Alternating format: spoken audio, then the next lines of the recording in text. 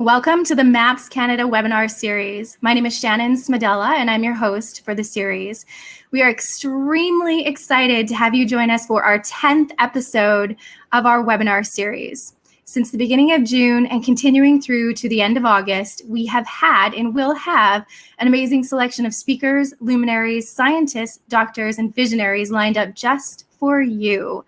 We've gathered some of the best in the field, 4 additional speakers to be exact, to share important information and their take on the psychedelic renaissance. We are in the middle of a psychedelic renaissance with research projects and decriminalization proposals popping up across North America. And with MDMA on the verge of approval as a treatment for PTSD, psychedelic therapy is on track to become the next major breakthrough in mental health care. MAPS Canada, the Multidisciplinary Association for Psychedelic Studies, has supported studies to develop psychedelics into safe and legal medical treatments since its formation in 2008. Currently, MAPS Canada is funding 2 separate studies on MDMA and cognitive processing therapy as a treatment for PTSD.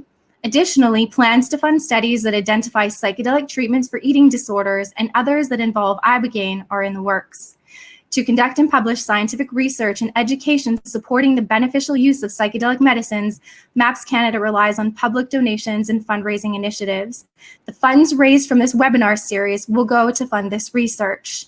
The webinar series is our final push in our $250,000 fundraiser campaign, and we're currently $14,000 away from our goal. We hope to have this goal achieved by the end of August. So help us reach our goal. If you'd like to donate at the end of the series, there'll be a big button at the bottom of the screen. Every donation, large or small, counts.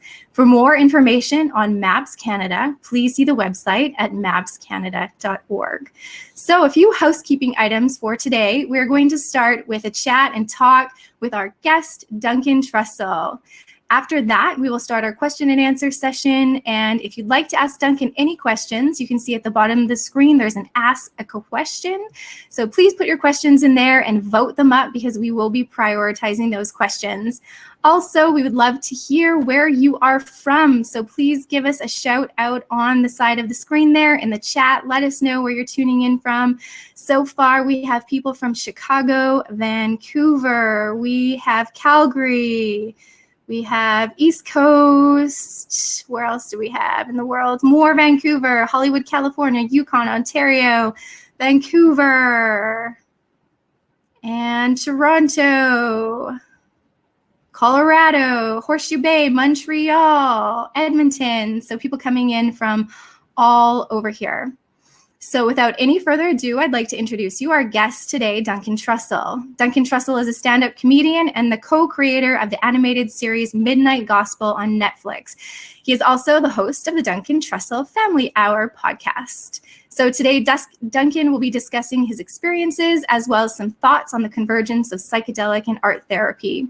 We will also, of course, touch base on Duncan's series, The Midnight Gospel, and hear about his take on the psychedelic renaissance. So please help me welcome Duncan Trussell.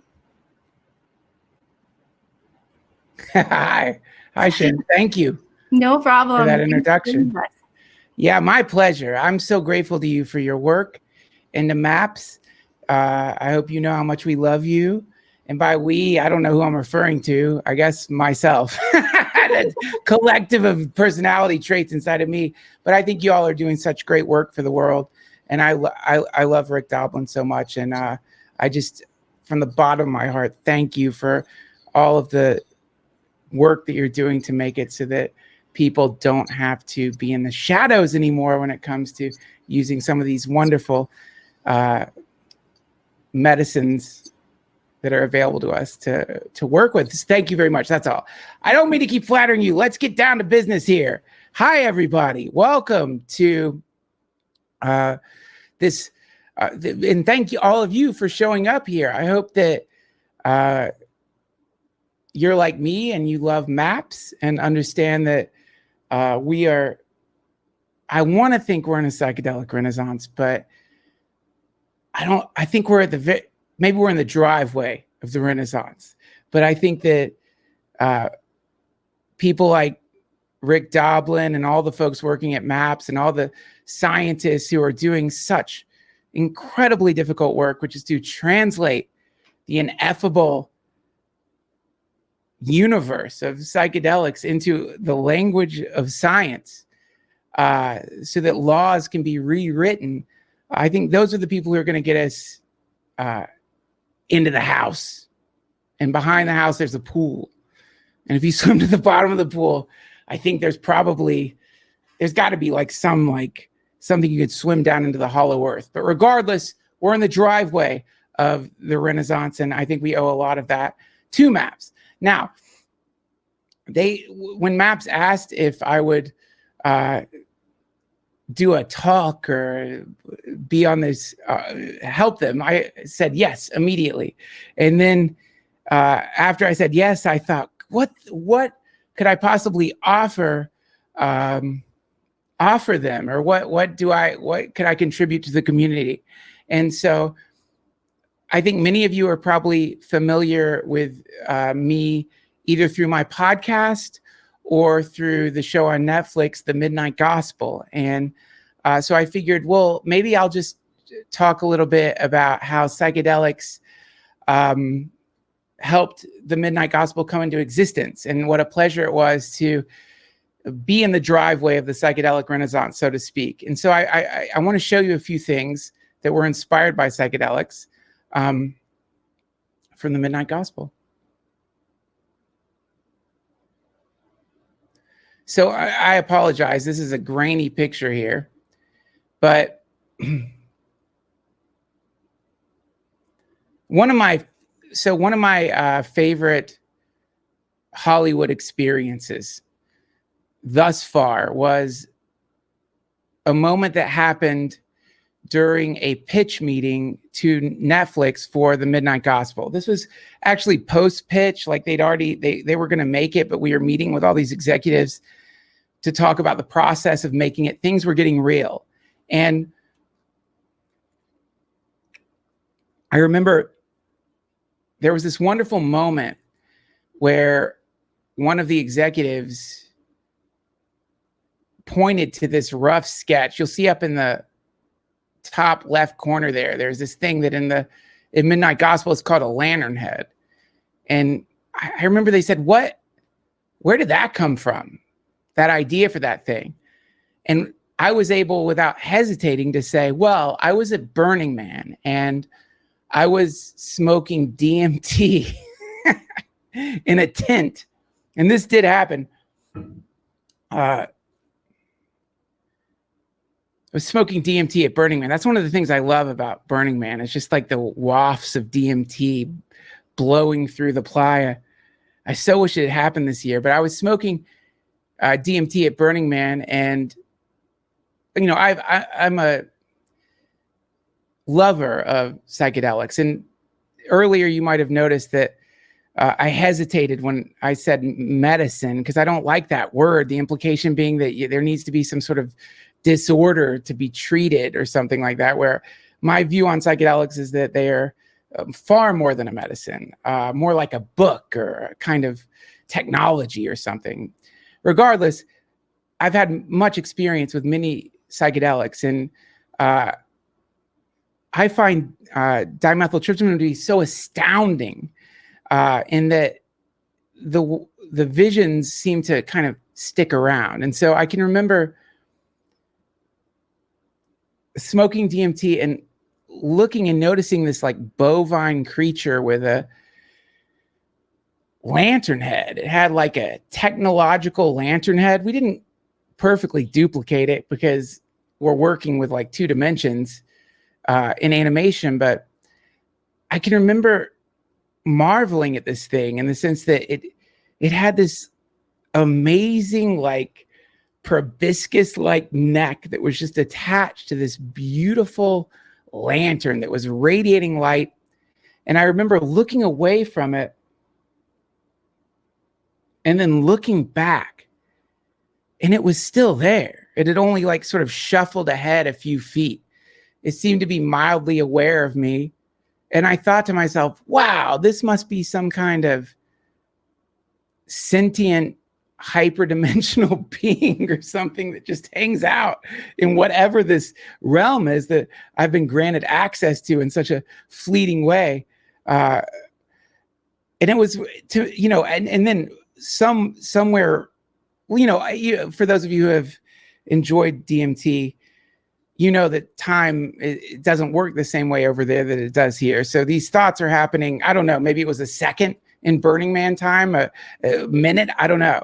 But then, I was immediately suctioned into that incredible tunnel thing, whatever that is, the thing that feels like home. And I won't go into details about what I saw in that place, but what I brought back from that vision was not the core of the universe or whatever the thing is that you see, but how wild it is that at least in the realm of my own subconscious, there appears to be lantern-headed bovine creatures that plod around with these wonderful glowing heads. And so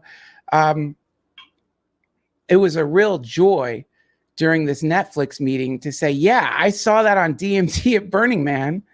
And everyone laughed and said, people were like, that's really cool.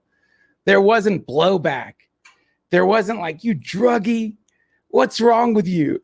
But there was, if anything, a kind of mutual understanding. I mean, no one there said that they had used DMT before.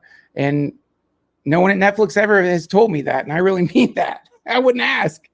But there was a sense of like, yeah, that's cool. We understand what you're talking about. And to me, that felt real good. Because I think that there's something very sad that has happened to us. It's very sad. Sometimes I think back to the times when, I was in high school and how my mom might go through my drawer to like see if she could find weed or acid or something, or how I was having like these incredible experiences. And by the way, I'm going to be a dad here. Let me stop for a moment. Anyone listening, in my old age, late 40s, I feel like it's really, really important to emphasize that there's no rush to consume these substances. And what's wonderful about the work that MAPS is doing and the work in the psychedelic community is that we understand about brain development now. And we understand the impact that these substances can have on our nervous systems and the way it might affect us at different times in our lives differently. So please, due diligence, look into this. Really don't dive into it like I did when I was a kid. I think I got lucky, but I just feel like I have to say that now that I'm a dad. I don't want anybody whose brain is still growing. There's so much time to go swimming out into the astral plane.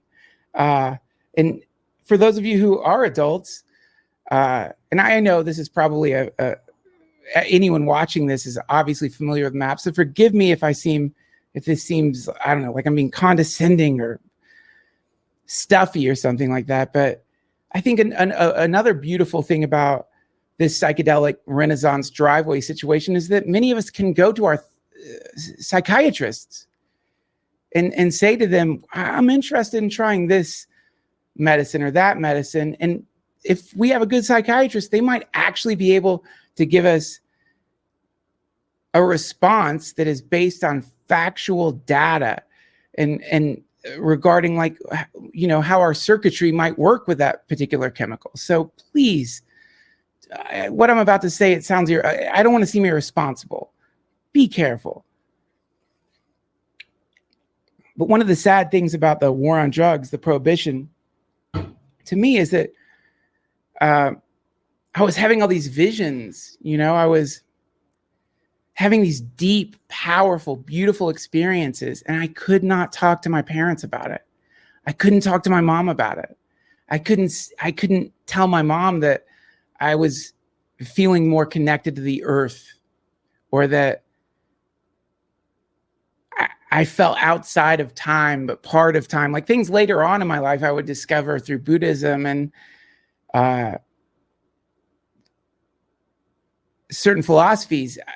To me, that's the great tragedy of the prohibition, is that the parents becoming agents of the state, trying to enforce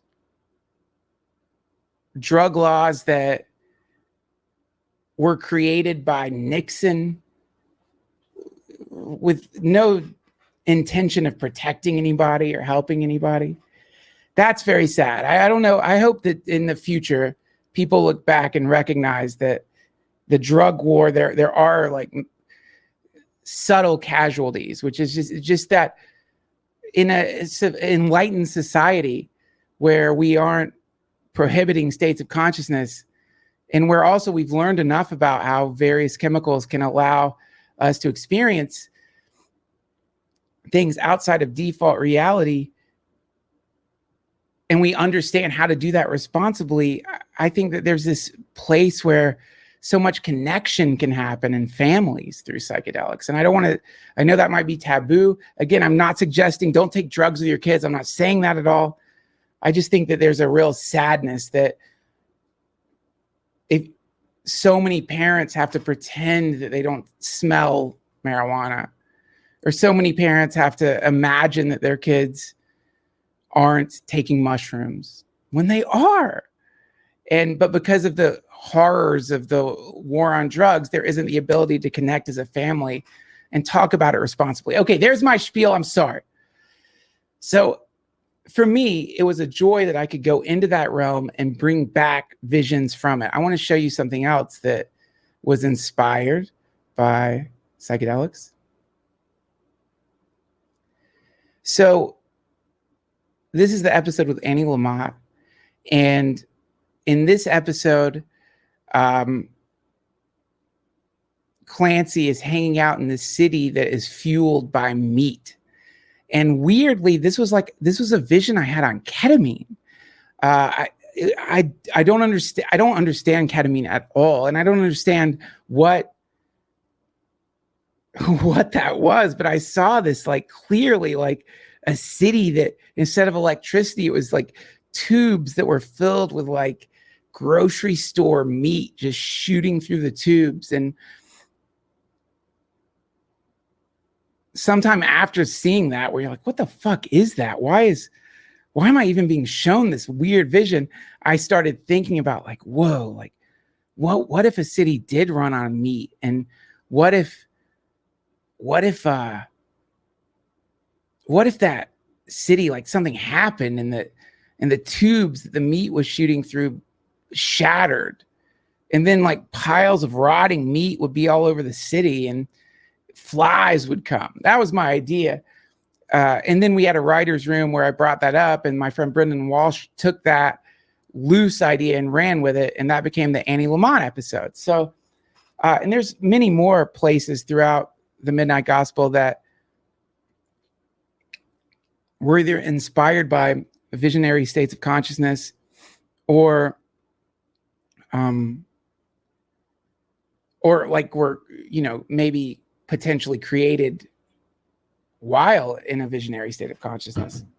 And so I wanted to read this to you. I know I don't want to be cheesy and read you a poem, but I'm going to, and I am cheesy. This is one of my favorite poems on earth.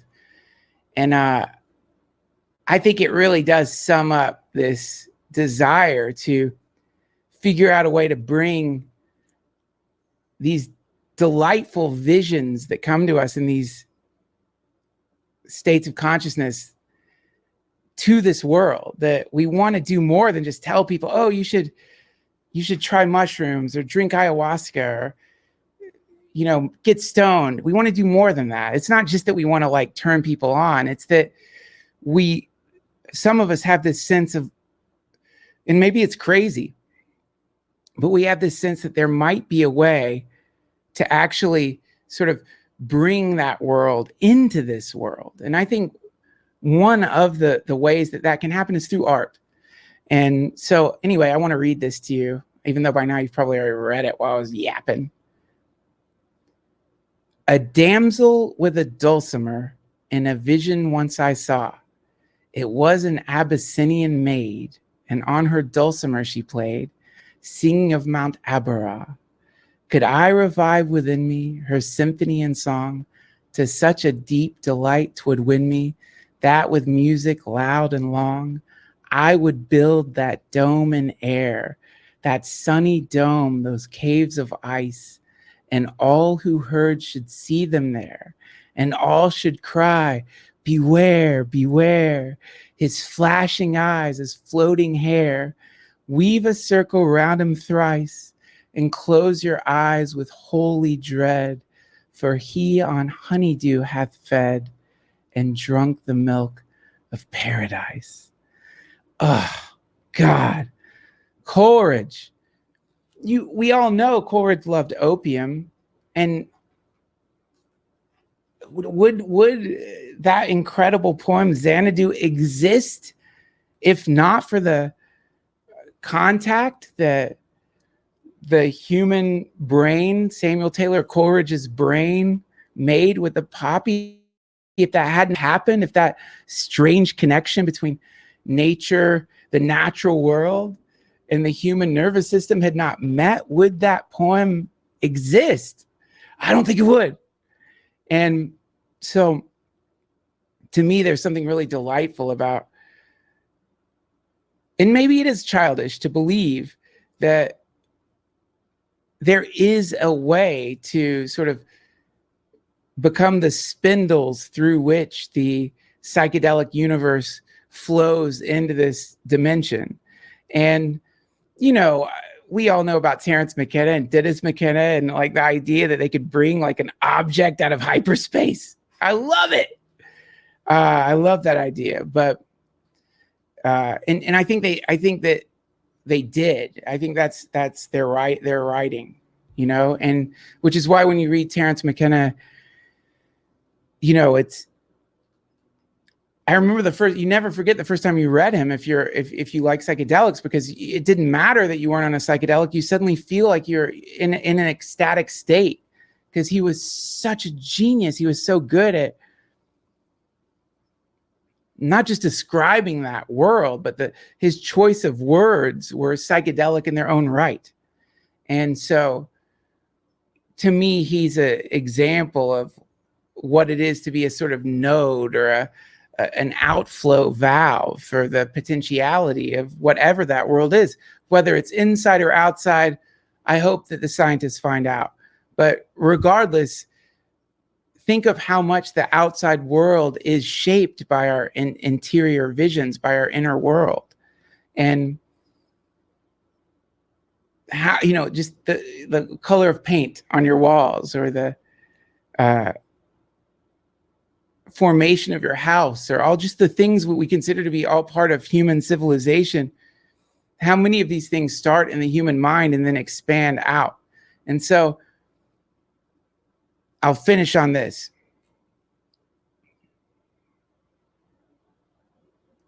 Right now is a very interesting time in human history. And I don't know if it's true. I didn't look it up. I wish I had. But I think it's true. The idea is that after pandemics, sometimes there's artistic renaissances that happen. Like, I don't think I think to call it the psychedelic renaissance is to limit it, when in fact it's just a renaissance. And in a renaissance, it's like, that's one of the things Terence McKenna said. You can have ecstatic sadness, ecstatic despair, ecstatic loneliness. Like, ecstasy isn't limited to just the good feels, you know? And I think when a renaissance happens, everything lights up, so to speak. And that what's beautiful about this thing that's happening to us is that there is some precedent for, following a pandemic, some kind of revival to happen. Also, if you follow the news, the New York Times, you'll notice, has been publishing stories on the very real possibility that the Pentagon has recovered some kind of vehicle or something that they don't think it came from this planet. That's not me talking 5 years ago because I read something on a forum deep in the internet. That's the New York Times today.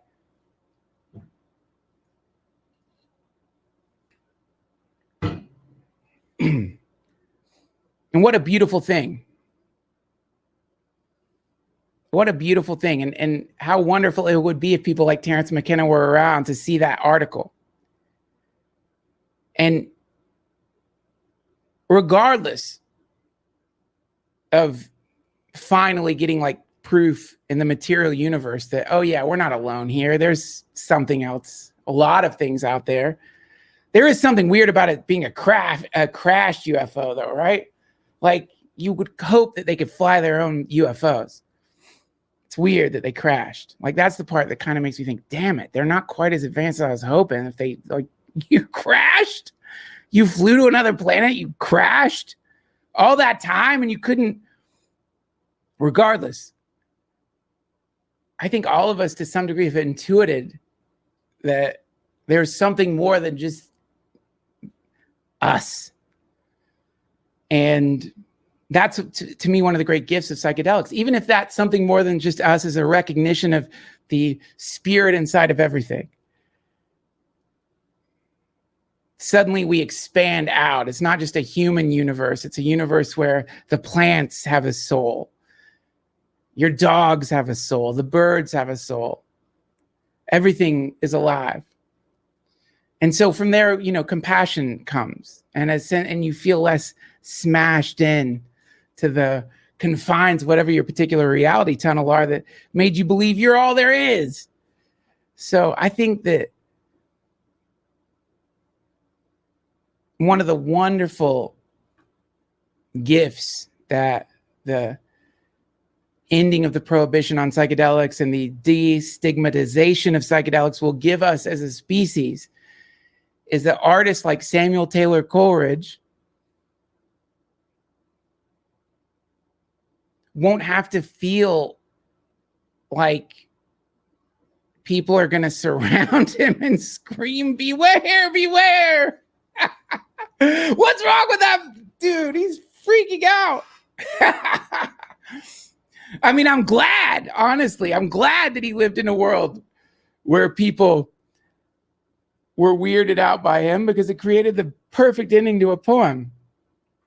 But I think part of this renaissance is going to be that we don't do that anymore. We don't circle people who are entering into visionary states and scream, are you all right? What's going on, man? Your brain is melting, man. You're going crazy, man. But rather, we recognize that these are people who've gone on a kind of visionary fishing trip. And that there is, at the very least, the potentiality in those visions that they're witnessing for them to subjectively evolve, for them to grow, and no matter how terrifying these things may be that they're bearing witness to. And that's the very least. But I think there's something incredibly exciting about the idea that we can all be the spinnerets, so to speak, the nodes, the outflow valves for a universe that is real. It's as real as your thoughts, as real as your dreams. And that the delightful thing about being in this particular sector of the multiverse is that we build here. We can make things here. And that's what's so lovely about art to me, is that, you know, there is no way in a million years that I am ever going to be able to sculpt some kind of fractal palace that I've seen in my own personal visions into the world. I don't know how to build stuff. I don't know. I'm not a carpenter. But what's beautiful is that if I could express it to people collaboratively, we can build it together. And so that's what I love about the Midnight Gospel, is that it's a tiny little bit of my own vision, my own internal, which I don't think it's an internal thing. I think it's everywhere. But I just love that a little bit of that place that I have fallen in love with, which is the realm available to us when we expand our consciousness, was able to trickle in to this part of the multiverse. And it's here now. and it'll stay here as long as there's a Netflix. And so that means I can die happy. That's my speech. I'm done.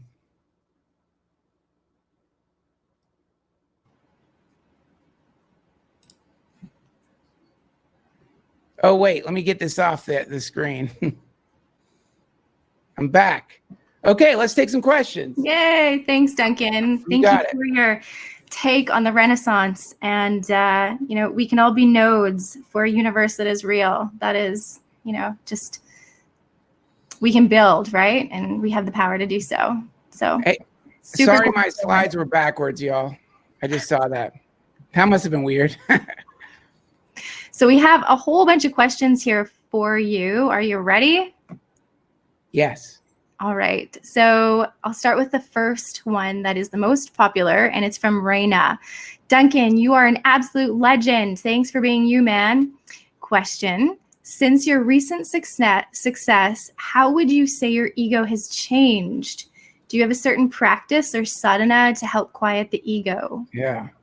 I'm lucky. I got so lucky because back in 2013, I became friends with Raghu Marcus, who works with the Love Serve Remember Foundation, which is Ram Dass's foundation. And so he started bringing me out to these retreats in Hawaii, and I got to hang out with Ram Dass, and I met my meditation teacher, David Nichtern, who was a student of Chogyam Trungpa Rinpoche.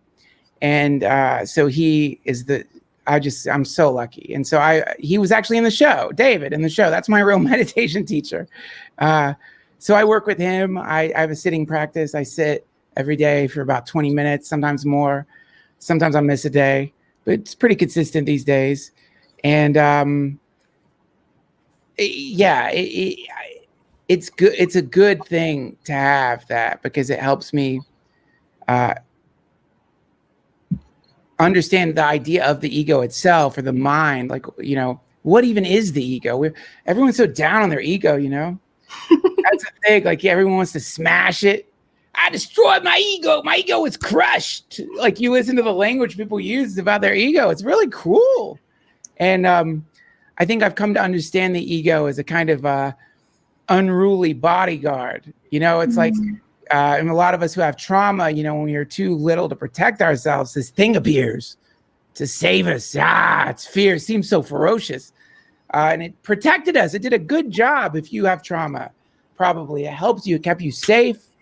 It did what you had to do to survive. And now all of a sudden you're like, I'm going to destroy you. It's like, let's be compassionate with these things. They are embarrassing. I'll tell you, I was interviewing Ram Dass in this live podcast at these retreats, and he just doesn't pull punches. And I remember, like, at one point he's such a wonderful being. And at one point he looked at me and a big smile on his face. We're in front of this whole meditation retreat, and he goes, "Your ego is showing." Oh, it hurt. But coming from a being like that, it's just love, and it helped me not be ashamed of the fact that I do have I have an ego. I do get caught. You know what? I'll tell you. Here's something embarrassing. You know what I'm feeling today? I had a secret fantasy that maybe the Midnight Gospel would get nominated for an Emmy, and it didn't. And now I feel a burn, the most embarrassing burn. Like, really? You feel bad because you didn't get an Emmy? What's wrong with you?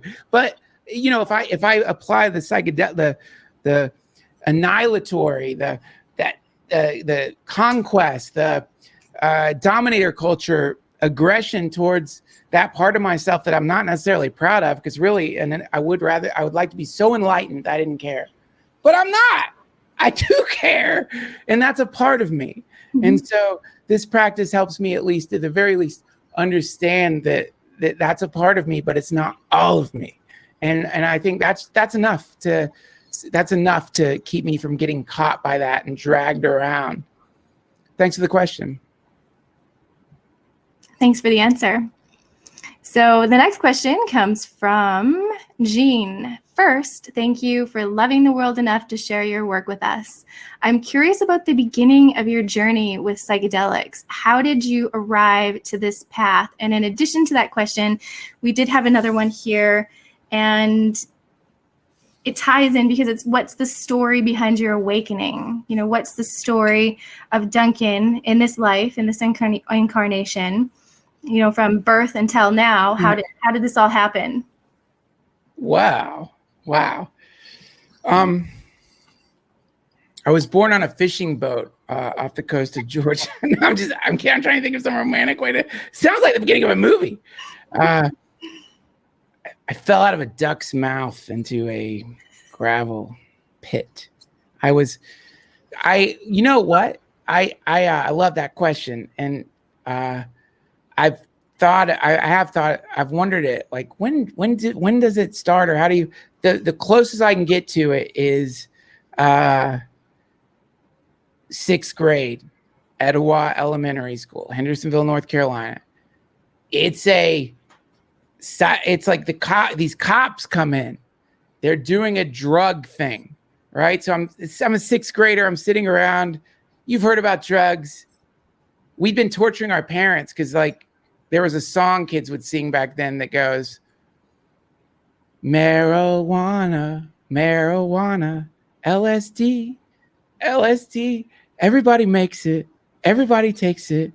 Why can't we? And I remember my brother and I learned that from somewhere. We'd sing it at our mom. We didn't even know what LSD was. We were just tormenting her. She'd be like, "No, you can't." But we didn't even understand it. This is back in the days when these urban myths were floating around. These people were going around with star stamps.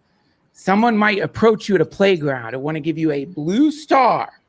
Do not take it. It's LSD. All these Looney Tunes, crazy war on drugs, urban myths. No one's going to playgrounds with blue stars, giving acid to kids. Please, like you're gonna share, you're gonna give that. It's not happening. Stop.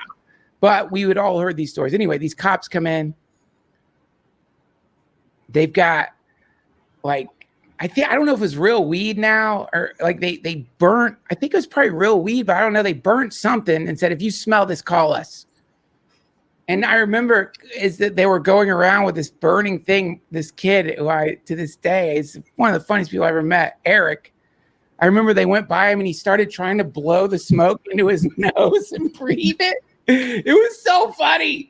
Everyone laughed. The cops were pissed, but then they showed this slideshow and it was, the effects of drugs. And, you know, when I didn't understand, I remember at the time I just did the barbiturate thing. I was like, why would anyone want to slow down? I was a kid, you know, like, why the fuck would you want to relax? I feel great. That didn't make it. Now I understand it in my old age. Then I'm like, why would you ever want to do that? Who wants to sleep? I want to be awake forever. Then, you know, cocaine, speed, whatever, weed, whatever. But then I remember it got to LSD. And it like I don't remember exactly what the slideshow said, but it showed a guy huddled in the corner of like a completely empty apartment. It looked like a Syd Barrett album cover or something. And like, I remember like somewhere in it, you will see things. You might see I think one of the cops said you might see a dragon.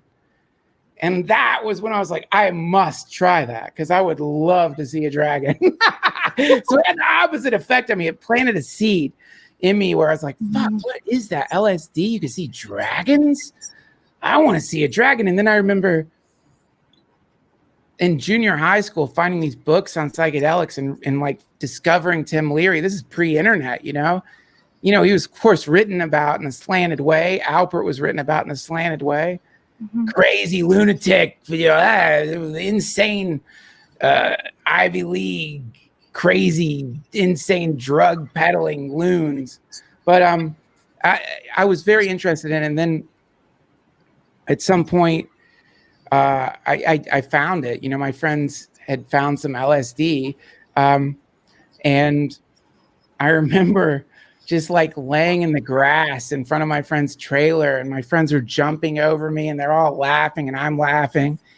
And it was like, man, I didn't even know I was depressed.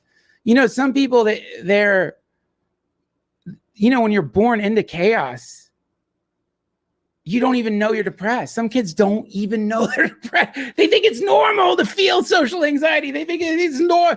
You think it's normal to always have this heavy heart. You just think that's what the world is because I had 17 addresses. I think, at least. We moved around so much. And all of a sudden, like all that weight gone, and laughing, like real laughter. Laughing harder than I'd laughed in so long. I'll never forget that. That was my first contact with it. And I guess you could say that was the start. Perfect. Thank you. And I guess you can say, you've been around this renaissance for a long time. How could you say things have changed within maybe like the past 10 years? Oh my gosh. Are you kidding? It's like things have changed so much. We now know how LSD works within the human brain. We know how psilocybin works within the human brain. Are you kidding? When we were taking these things, we thought they would drive you crazy. Like that was the rumor. You take LSD more than 3 times, you're legally insane. Whatever the fuck that even means. Like you go get licensed for your insanity or something. It means nothing. But we believed that. That's how much we loved it. Back then, there was no way to check whether or not we thought the marijuana could be destroying our heads. But we knew that it was such a beautiful state of consciousness. It was worth it. We knew. But now, oh, thank God. People at the very least can look at research and understand, how it might affect you. Like if you're a bipolar, for example, that's where, I think that's where you have to be quite careful. And, certain there's places where we just didn't have access to that data set. In the last 10 years, we've seen the decriminalization at the very least of marijuana, legalization in many places. We have seen decriminalization of psilocybin, and of course the great works MAPS is doing with MDMA. And then let us not forget ketamine being the breakthrough medication for depression. We are witnessing so many different genies coming out of the bottle. They can't be put back now. And that to me is what's glorious about it. We got the data set. We got it. So there's no way to stop it now. So yeah, that's to me, the difference is that it's not just that we are intuitively kind of getting this sense that there's some potential within these medicines to improve a person's life, that they are different from like the hardcore drugs like heroin or cocaine, that they're not in the same class, that they don't seem to be the same as far as like the way they debilitate a life, like alcohol or maybe even caffeine.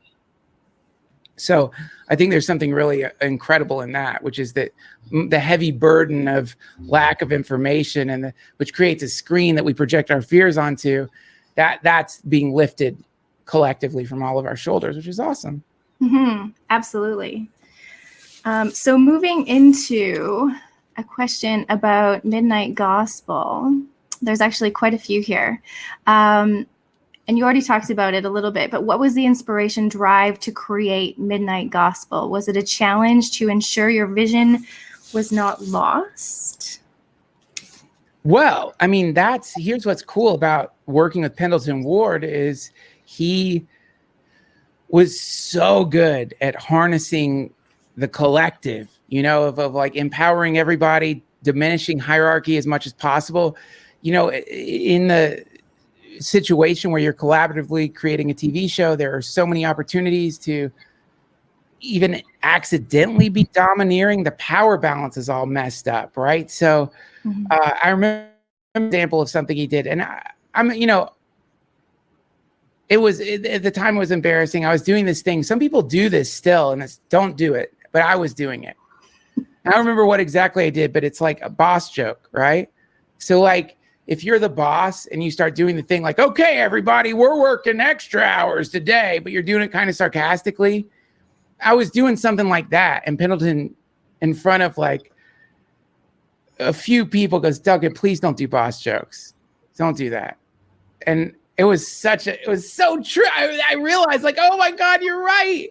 How awful. Because like, even if you are like kind of tongue in cheek doing I'm the boss thing, you're still like waving your power tail up there doing some monkey stuff, you know, like, so, and he knew that like all that does is create division. All that does is create fear. All that does is create, even if it's sarcastic or subtle, it's all boss jokes suck. If you're a boss, don't do boss jokes.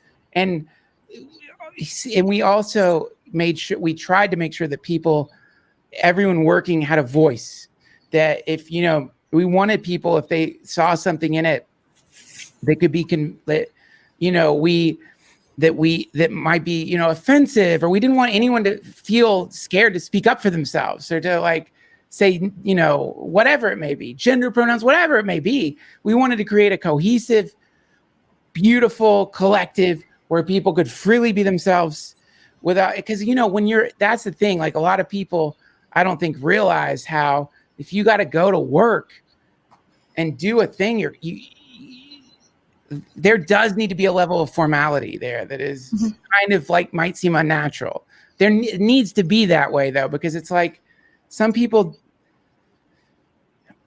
really do. They're in the workplace environment. There, you just see how easily some monster could prey upon people. You know, it's like it would be psychologically. You could like anyway. Pendleton was like an exorcist for that sort of thing, and it created a group mind, a group consciousness. I'm not saying there weren't like, you're working with artists, there's always going to be something weird, but like it created this wonderful cohesive group mind that the Midnight Gospel grew out of. So when you say my vision, it wasn't my vision. It was sort of the result of a group of brilliant people's brains, you know, connecting and trusting each other. So it was a great collaboration, created the Midnight Gospel. Definitely not me. It's not even fair to say co-creator like it's me and Pendleton feels a little archaic, actually, but that's where we're at right now. Mm-hmm. Thank you. This one is also about the show, and it's from a visionary artist from Bali, Jake Cobran. Oh, hey, Jake! I know Jake! You know Jake. Awesome. Yeah, I do. I love his work. He says, Duncan, love you. I have a question. I've recently become fascinated with ceremonial magic, in part due to your guests, Jason and Damien, on Midnight Gospel. I know you swing more towards the Bhakti yoga path, but I'm curious how ceremonial magic has impacted your life and how much you partake in its practices. Ooh!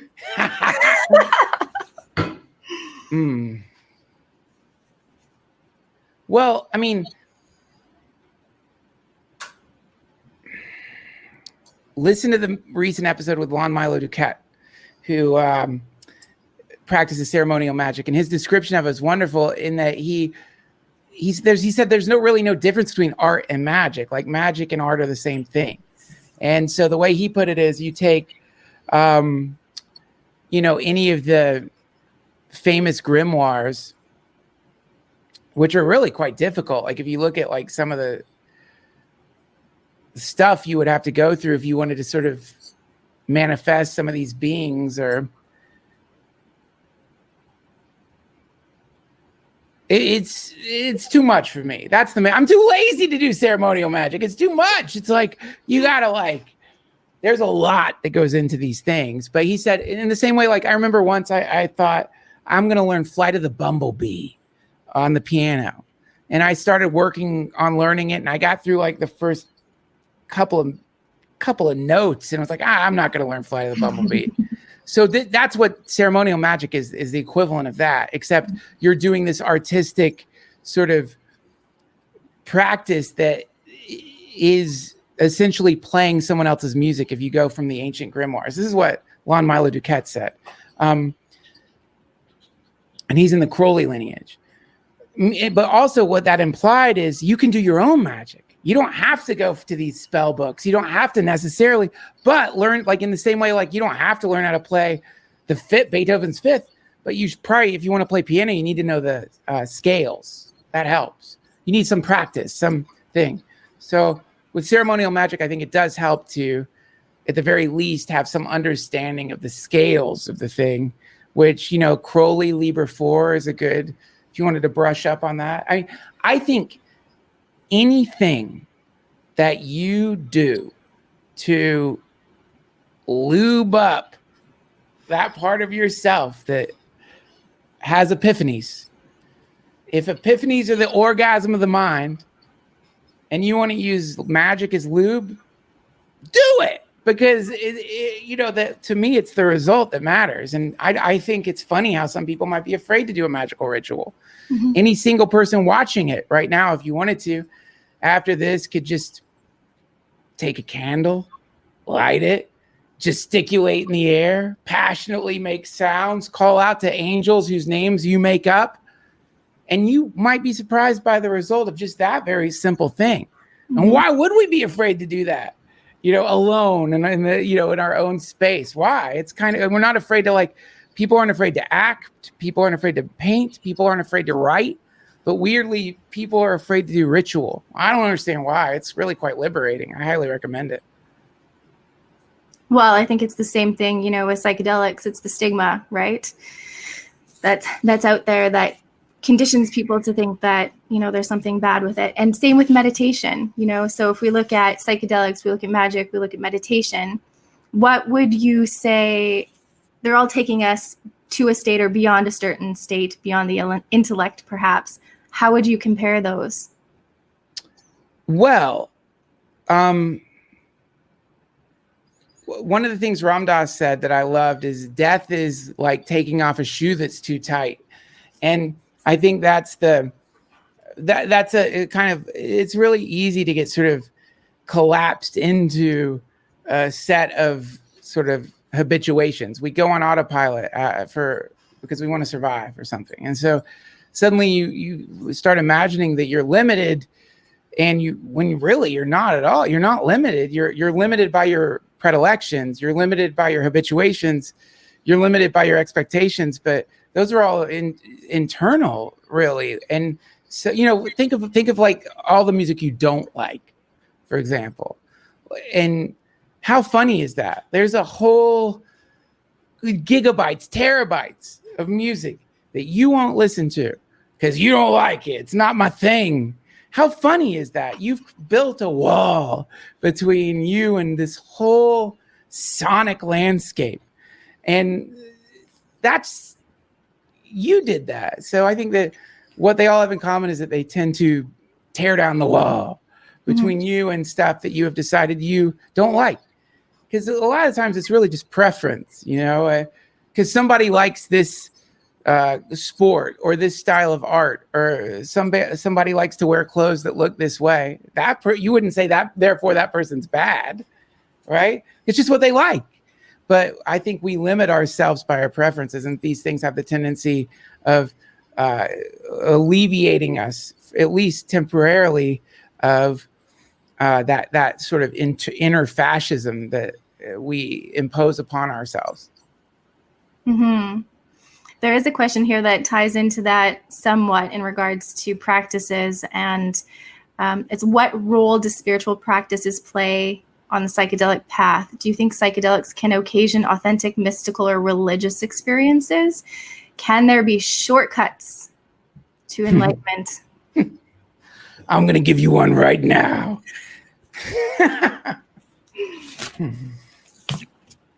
Here's a problem. And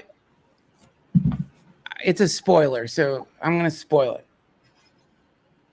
Play around with this idea. This is something Chogyam Trungpa Rinpoche said, and I think it's fun to think about. And we all want a shortcut. I think, and there's a funny thing like in ours is there are no shortcuts. You always find some old crust telling you not to take a shortcut. It's like literally any road that you're on is a shortcut compared to what used to be there. Like our entire society is built on shortcuts. Mm-hmm. Give me a break. Everything's a shortcut. So this whole prohibition on shortcuts is just frustrated people trying to make you feel bad for innovating. So as far as a shortcut to enlightenment, I'll give you the ground, the what I've been taught, and it's a problem. If you want to do something, it's a problem. So unfortunately, you're already enlightened. Oh no, here's the problem. And this is the way it's been articulated to me. It's really great. Confusion is a condition of enlightenment. So this is going to mess you up, and I'm sorry to do it. So if you're confused, if you find that you're confused, if there's some sense that you have of like, God, I'm not enlightened. I don't know what I'm doing. I'm totally out of it. But there's a sense, you have this thing of like, you're aware that you're not. You're aware that you're confused. You realize you're confused. What is that part that's aware that you're confused? Where does the confusion sit within? Oh, shit. Now you see it's a continuum, isn't it? It's like you realize like the confusion just exists on this continuum, but it's being held within the awareness.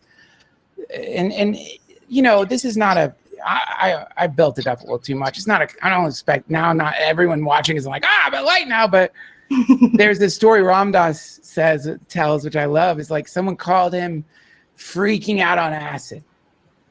And she said to him, Ram Dass, I've gone completely nuts. I don't know what to do. I've lost my mind. I'm crazy. And he said, okay. Can you put the person on the phone who knew how to pick up the phone and dial the numbers, who knew to call me? Because that's who I want to talk to. You're out of your mind. But so when you begin to realize that, yes, confusion, yes, all the stuff is real and it's in us. Yes. But that doesn't mean that there isn't other stuff there any more than when you kick up a snow globe, it doesn't mean that there's the little snowman still in there. You might not be able to see it, or the Santa Claus or whatever your dumb snow globe has in the center of it. So similarly, you know, the idea would be that there's a thing called fundamental goodness in all humanity, in all things. And that's what you are. And there just might be some dust floating around. Your snow globe might be kicked up.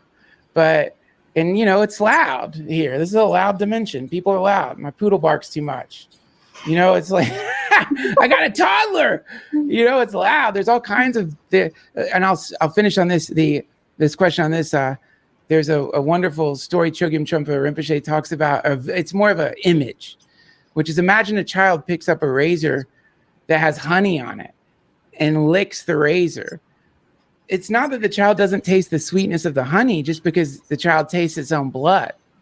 And so I think similarly in the human experience, we tend to get lost in the taste of our own blood, and we forget all that sweetness. Or the way Sharon Salzberg puts it is, at the end of the day, you think about all the dumb things you did. You get home, you're thinking about all the things you did wrong. Why don't you think about all the things you did right? You were able to drive to work. You were able to, maybe you didn't drive to work these days. You were able to like do so. You did. Surely there were a few things throughout the day you did that were great. But why is it we always think about that dense stuff? You know, so that's a habit. The two exist together. One doesn't negate the other. It would be so much easier if we just let go. And another question from your episode in regards to letting go, you talk, I think this was in episode 3 with Jason.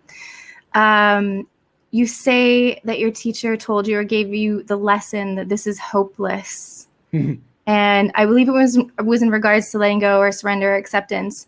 Can you elaborate on this? Oh, yes. This was actually, I'm glad you asked that. Why do I ask it? No, I'm glad you asked it. This was okay. This was actually a kind of like a point.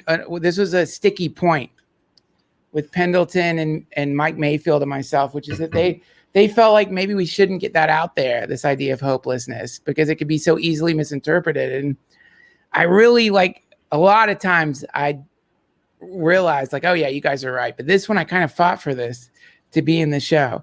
And so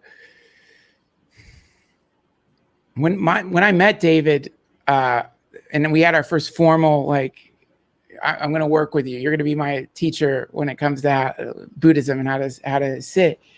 The very first thing he said to me was that his teacher, Chogyam Trungpa Rinpoche, said to him, "This is a hopeless situation." And he said it to me, and he goes, he meant that. And that was when I was like, this is definitely my meditation teacher. That is so cool. Because, you know, I think that, you know, if we want to take it into the realm of psychedelics, you know, that thing where you're kind of like resisting whatever's happening, whatever's happening in the experience, you resist. And the level of your resistance seems to determine just how much you're suffering. It's that moment that you allow the psychedelic to do its work and start, I can remember once when I did, intermuscular ketamine because I have a depression. I've had it my whole life. And fortunately, I don't know if you can ever be cured of it. Maybe, I don't know. But I'm always scared of it, because I'm always worried it's going to come creeping back and, I'll be back in bed and won't be able to move. Hasn't happened in a long time, but I was feeling like shit, man. It might be happening. And so I did a therapeutic dose of intermuscular ketamine. And I remember, thank God, the doctor I was working with didn't tell me what the fuck was going to happen. And then I'm glad he knew me well enough to know that was the way for me to enter the experience. But I remember there was a wall essentially that I was coming towards me that represented death, annihilation. And I was like trying to have this conversation with the wall, thinking if I could, let's just talk. Maybe I could prevent this from happening. And it was, unstoppable. It was my fear of death. It was like, it seemed to be showing me that how it literally said to me, or whatever that means in that state, you intuit or you hear a thing or whatever you want to call it, that, oh, your fear of death is your love of life in reverse. That you love life so much, you don't want to let go of it. That's all just love. And then ketamine flattened me. Gone. Oh, wow. And what a delight. What an absolute delight to be able to let go, to be able to fully let go completely of all of what you are. Did that answer your question? Yeah, I think you did. Yeah, because to me, it's like hopelessness. It means you let go. You dropped your expectations. You stopped telling the world how to be. You're not trying to impose your own whatever you want to be the world to be. You've dropped it. And another thing is, think about the times you have a hope and you get the thing you hope for. I sure hope I get a margarita tonight. The margarita comes. Hope gone. You're hopeless. You got your margarita. So really, hopelessness should be a post-margarita, if that's what you're hoping for, situation. Hope is actually kind of painful, isn't it? Mm-hmm. If you find yourself in a state of hoping, recognize that there's some kind of sense of I don't want to be where I'm at. I'm hoping things become different. And I'm not suggesting that the way to live is a defeatist attitude or anything like that. I just think there's really something quite beautiful about allowing things to be just as they are. And wow, how wonderful is that? That the moment you can click into that place, I don't do it all the time, but whenever I do, it's like, oh yeah, this isn't quite as bad as I thought it would be. And something in there's some freedom in that. I 100% agree with that. And, just being and accepting what is, it's freedom, right? Yeah. Yeah. So I do have a couple of questions based on what you said, and they have to do with death, but we do have quite a few questions here from other viewers. And the reason I asked about death is because in your episodes, there's a lot about the fear of death and overcoming the fear of death. And that's what, in a way, psychedelics do and are being used for. And at least, eventually in Canada, we'll be able to use psilocybin for end-of-life therapy. Yes. Legally, just to combat that fear of death. And it's such a big thing in our society. Everyone's scared to die. And yes. I don't know if you want to touch on that, and then we can go to a few of the other questions here. Well, yeah, sure. This is the, I don't mean to keep quoting the last episode of my podcast, but this Lon Milo Duquette's really quite brilliant. And he was talking about the different, he has a theory on which I think probably derives from Crowley, but I'm not sure. It might be his theory. I'm not sure where it comes from, but it's this idea of these phases of consciousness of humanity. And the first phase is, and Terence McKenna talked about this quite a lot, the partnership cultures or goddess-based fertility religions where people were really into the goddess, the mother, and so he says this is the Garden of Eden, and this is the baby suckling at the breast. This is just pure sustenance connected to the earth, breathing it in. And then we move from that to suddenly people become aware of the sun. I hope I'm not messing this up. For those of you who are big fans of him, my apologies in advance if I ruin it. There's lots of his speeches online if you want to look at it. So we move from that to we are aware of the sun. So we know that there appears to be some connection between the sun and the crops in the field. Boom. Now we enter into this, what Terence McKenna called dominator culture, male dominator culture. So now it's all like solar sun hero shit and dudes and now we're in priest class, because if you don't know the sun's coming back, the sun goes down, you don't know it's going to come back the next day. We know now it's sitting out there, it's fine. The sun apparently is doing okay. But back then you might not know that. It goes away. Does it come back? Well, you might not know that. And so if somebody wanted to get into your head, they could tell you they had some control over whether the sun came back or not, or that your actions or attitude could bring the sun back. And if you do the wrong thing, it might not come back, and they could make eclipses happen. And so this produces the priest class. Big mess. And so now we're entering into where we know the sun's always there. And similarly, I think the thing that psychedelics offers is a glimpse into the possibility that your sentience, your consciousness might not be limited to the body, always there. But right now, our death is the sunset. And so we don't know we're going to come back. We don't know for sure. It's scary. It's terrifying. So of course you would be afraid. I would be terrified. Let me tell you, if the sun went down and I was a kid and some weirdo in a funny outfit told me, because you've been masturbating, the sun might not return, I would be like, oh God, I'll never do it again. I don't want my village to starve. I would believe him. Mm-hmm. And then, if I abstained or something and the sun came back, I'd be like, that's kind of because of me. My discipline brought the sun back. So in other words, this is our situation when it comes to death. And yes, fear of death is normal, and I get it. But also it's like, man, there's a great quote in the Bhagavad Gita: the wise mourn neither for the living nor for the dead. Mm-hmm. And never was there a time when I did not exist, nor you, nor any of these kings, nor ever in the future shall any of us cease to be. And I think that's more than just mythology. I think that maybe through their use of soma, they kind of realize that just because your body isn't here doesn't mean you go away forever. Mm-hmm. I love that. I love you quoted the Gita there as well. Thank you. So we have some questions from our viewers here. Duncan, what gives you hope in this ever-changing, crazy, and chaotic stimulation? Or maybe simulation.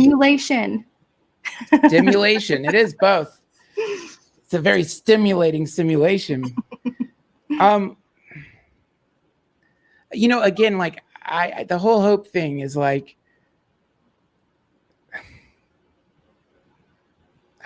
maybe I'm just confused about the word. I mean, I know it's one of the great things you're supposed to love or whatever. And if you say you're hopeless, somebody's gonna hug you, so I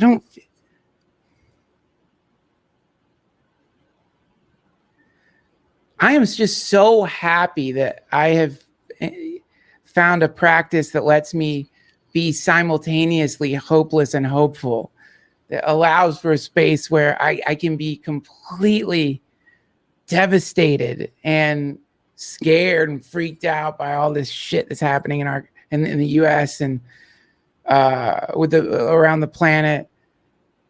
And that also there could be a part of me that's filled with joy that I have this family and this beautiful son and another one on the way, and that I can walk. I can, you know what I mean? I can eat. I'm here. Mm-hmm. And the two things, I just love that to some degree, I'm now understanding these things happen at the same time. You know, I don't mean to keep quoting Terence McKenna, but this is one of my favorite things he said, which is like at any given moment, half the planet is hallucinating because they're asleep at any given moment. Right now, half the planet, they're asleep having these vivid dreams, and we're awake. And the two things are happening at the same time. So I think within a person, similarly, you know, we're allowed to have all of these exist at the same time. And I really am, it's a joy to me to know that I can be simultaneously completely bummed and also really happy and excited to have, like, to be able to breathe. Yeah, just those simplest things there we sometimes take for granted, right? Yeah. So we have a question here from Brad. Duncan, we see you as a leader in this movement. Thank you for being here. If you feel comfortable sharing, what is your favorite psychedelic or substance for creativity, for collaboration, for healing? Are they all the same? No, not the same. And also I appreciate you saying I'm a leader, and I like that. My ego likes that for sure. But I think we need to work about, if this is a movement, I think decentralization is the key here, and that we really have to. And I love that. I know what you meant, and I love it, and it's sweet and it's so sweet. But wow, I love the idea of someone, and this is, I don't remember where I heard this, so it could be complete nonsense, but it's this idea that the next Buddha is going to be a collective, not one person. And I love that so much. I love that, because that TP, the thing with the central pole structures, they're not very stable. So that being said, I'm your leader. But we have to look out, let's decentralize. That way if somebody goes away and nothing changes, that's the best. So as far as your question for art goes, and healing, and again, I'm sorry, I'm going to do it again. I don't, I have a kid now. So for me, if we are going to do this sort of thing, it's going to be out of the house. We have to, we're pretty square now. I want my, I'm not insinuating some way of parenting or whatever. That's just the way we do it. I'm a square now, and I really want y'all to be careful, and I don't want anybody to get hurt. I know this is a MAPS thing, but these days I just feel the imperative to say that over and over again. Please, please, please, for me, your great leader, be fucking careful. Right now, especially, we don't need any tragedies right now. We don't need that right now. MAPS is doing such great work, making this stuff seem normal. Please. That's the best gift you can give the movement, is to be responsible. That being said, I would say that in the past, for healing, MDMA has been monumental for me. I don't take it anymore. The come downs to, it's rough on me, and I've tried all the tricks or whatever. I don't know. I think I've kind of punched my ticket on it. I would do I do psychedelic therapy with it, but that's a prolonged process.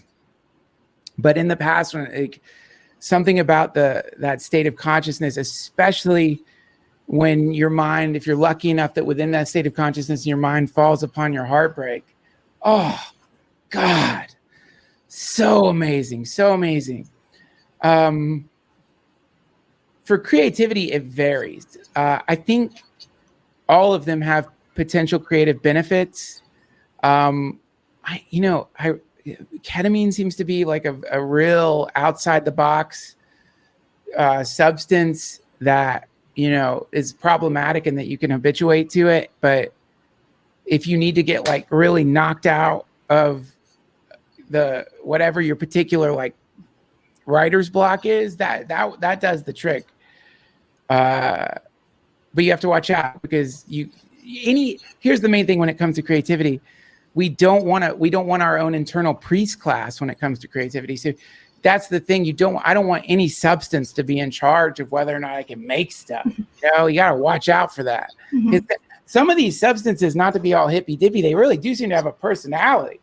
And they really will be like, I'm the one who makes you funny. I'm the one who makes you sing. You know, you have to watch out because like they'll trick you. And then you start, then that's how you can like get a dependency. So be careful with that. Mm-hmm. What was the third thing? Healing, art, and what? Collaboration. Oh, God. Obviously collaboration. That depends, low levels of alcohol can really loosen stuff up a little bit, and help you talk to people. Really collaboration. I'm going to go coffee, man. Weed I think collaboration is going to be different for everybody. Mm-hmm. I don't think there's any one solution for any of these things. I mean, you just have to really listen to yourself, really listen to yourself regarding these things, because anytime that I've had that sense of this is not the time to take this substance or that substance, and then I do it, it's never that great. It's always I should have listened. Why didn't I listen? But anytime, and it doesn't happen that often for me, but every once in a while, there might be something where all of a sudden I'm like, oh, I'm ready for that now. I can do that now. That might happen once a year. And when that happens, it's like, whoa, cool. Okay, now I'll do it. But if I'm having any sense that it's not right, then I won't. Mm-hmm. So listen to yourself. I think you know intuitively what's right for you. Mm-hmm. Yeah, to that inner gut feeling, that intuition. Wait, Sunshine said 3 MMC for collaboration. I'm going to have to go back and look at these comments. I've never even heard of that, but interesting. So next question we have is from Mark. Do you think the culture of capitalism will devalue psychedelics as they become more mainstream? If so, how can this be prevented? It'll try. I mean, that's just what it does. Mm-hmm. It co-ops, that's just what it does naturally. It's like anything that's cool, it's going to grab and then try to turn it into something. I look forward to the Coca-Cola LSD commercial. That's going to be hilarious. Why am I drinking this shit? Coca-Cola. It's really, I don't know. What was it again? Why I bought this? I think that's one of the funny things. When I was younger, I remember reading about LSD. When I was a kid, anytime the Grateful Dead came through, that's when the LSD would flow, because the people were all these chemists, I think, were probably traveling with them. I don't know how it worked, but it was always exciting when you knew the Grateful Dead were coming around, because suddenly there would be easy access to tons of acid. And I remember later reading about how the DEA was talking about how you could follow the flow of LSD through the country by the way the Grateful Dead toured. And one of the funny things they said is the problem with LSD is that the supply chain people just give it away. So suddenly people will start taking it enough, they just stop selling it. They have their own realizations regarding their profit model when it comes to the stuff. Obviously not everybody stopped, thank goodness, but I want to hey, will someone give me some acid? But it's interesting in the sense that how much capitalism depends on individuality, how much capitalism depends on a set of conditions that certain psychedelics sort of, at least temporarily, negate. So I think there will, of course, you're going to see some embarrassing, sad, problematic, clown versions of this thing that we love so much. But trust the medicine. That's what all the psychedelic therapists say, is trust the medicine. It'll do its magic no matter what, even within capitalism. Yeah, exactly. Great advice there. So the next couple of questions have to do with the Midnight Gospel and any other TV projects. The Midnight Gospel season 2, ? Any other TV film projects in the works? I have no idea what's happening with season 2. No word as of yet. And yes, I am working on the next thing right now. I'm writing something. I can't really talk about it, but yes, always for me, my main project is my podcast, and it'll always be that. That's my number one love and my favorite way to express myself artistically in the world. Perfect. Thank you so much. So we have time for a couple of more questions here. Did having a child change your perspective on psychedelics? Do you have an idea? Do you have an idea for a birds and the bees talk with your kid, except for mind-altering substances? Sorry. Yeah. Yes, I do. My wife and I have had the discussion, of course. So one of the things I remember hearing people obnoxious parents going on and on about their kids. When you don't have a kid, you're just like, oh boy, here we go. You're gonna get it. You love your kid. It's about there. I don't want to hear. And I just remember having this like aversion to all the parent talk, and then that happened to me. Mm-hmm. And you're like, oh God, it's the greatest of loves. This is love. This is love. And here's where it would connect with psychedelics. I can remember every day with my kid, there is a moment that's better than and I'm sorry for my burner friends. I swear to you, there's a moment that's better than my favorite memory of Burning Man. There's a moment that's better than, that's so profound and so powerful and so heart shattering that all I can compare it to is psychedelics. All I can think is like, Jesus, this is a psychedelic. This is like a very powerful psychedelic epiphany. So, and it's your children are going to connect you to the earth. You're here now. You're all your chips are on the table if you have a kid. If you don't, not that you need it. By the way, let me just say this really quick. Let the part of me before I had a kid talk. Don't need to have a kid. You don't. Forget it. Don't all that shit you're hearing this old version of him say, whatever. You could have all these epiphanies minus reproduction. Our planet can't have reproduction dependent epiphanies, man. It's just too. And I did it, so I'm a hypocrite for even saying if you want to go for it, go for it. I'm just saying I don't want to relegate people who have decided whether they don't want to have a child or want to have a child and can or whatever. It's some unenlightened state of consciousness. Give me a break. There's a reason the great monks, they're celibate so anyway, I'm sorry. I just want to alienate anybody. And as far as the birds and the bees talk goes with psychedelics, it's what I love about the research that's out there is it's not just, you shouldn't do it because it's bad for you. It's like, look, this is your brain. Your brain's developing right now. This is where we're at right now. This is what we know. Mm-hmm. And let's let your nervous system finish its job.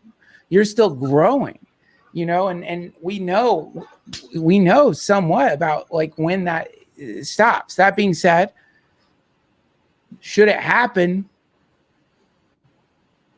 I can't imagine my child ever rebelling against his father though, but should it happen, Never, not a million years of my dearest Forrest. I don't know what I'm doing in Southern voice. Go against his father's wishes because I always did what my parents wanted. If it should happen, at least he'll know that he has a space within which he can open up to me about it. But also, I'm not going to be it's not going to be a thing he gets to keep doing. I'm a dad, and I'm going to keep him safe. That's my job. Mm-hmm. So.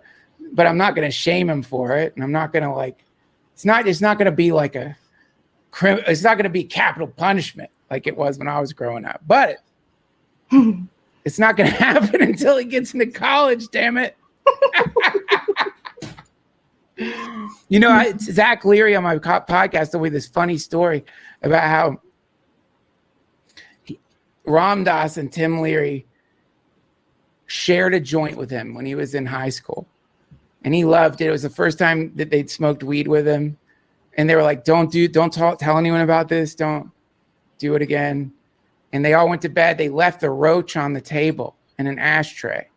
And so young Zach Leary goes out, swipes up the roach, goes to high school during recess or whatever, smokes the joint with his friends, gets busted, the principal has to have Tim Leary come to the office, and was this kid busted for weed, and he said his dad was so mad, but the principal said to Tim Leary, this might be legal one day, but it's not right now.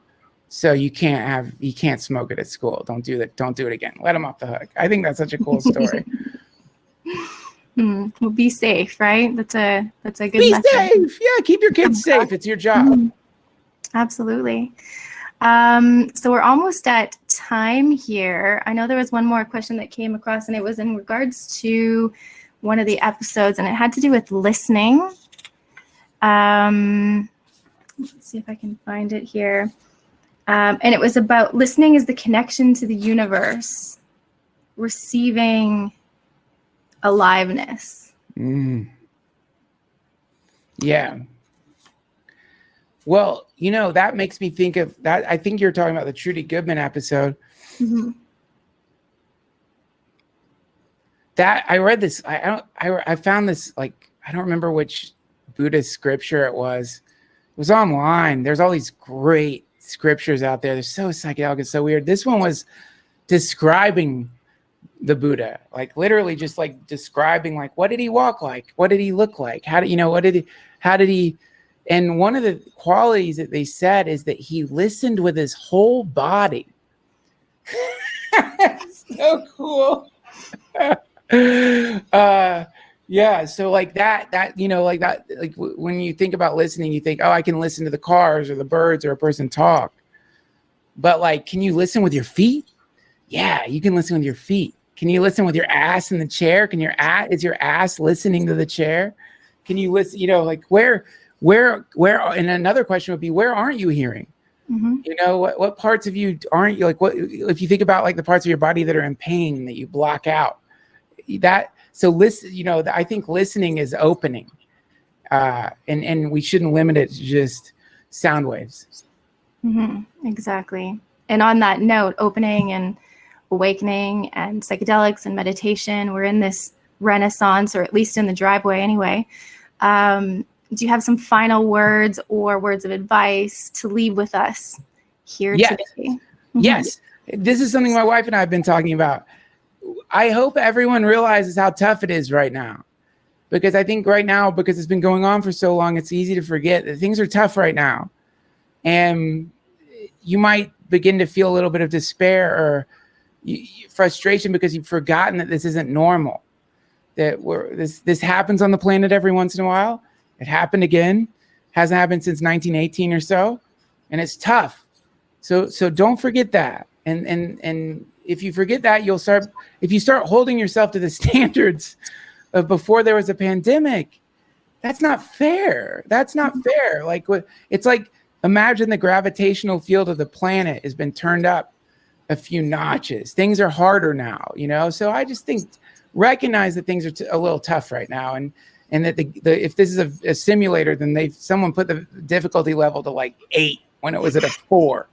So recognize that, so that when you find yourself getting frustrated, realize it's not the same way it used to be. Like, my wife and I took a trip up to Big Bear, and all of a sudden we realized, like, yeah, it's not really safe to like stop at a gas station and use the bathroom. You don't want to go that's where people say a lot of it is being spread through public restrooms and stuff. And you can't just stop and go into a restaurant and eat in the same way. And anywhere you go, you're covering your face. So this is hard. Like, we've had a whole new set of rules applied to the game. And I think it's so weirdly, it's easy to forget that. And then all of a sudden you're hard on yourself or the people around you, because you've forgotten that, no, this isn't normal. It's going to get better. Actually, it's going to get better. You know how I know?